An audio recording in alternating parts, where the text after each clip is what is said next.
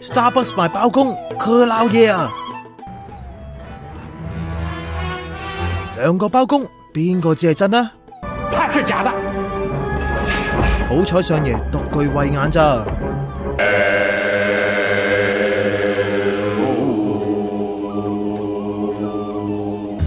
狂放若此，毫无悔意。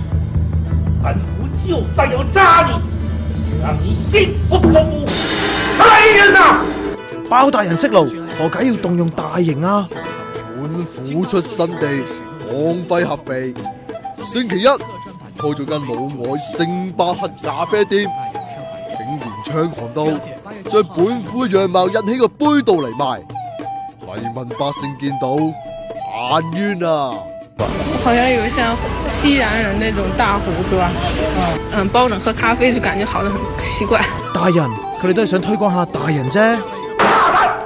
本府已經委派咗後人處理。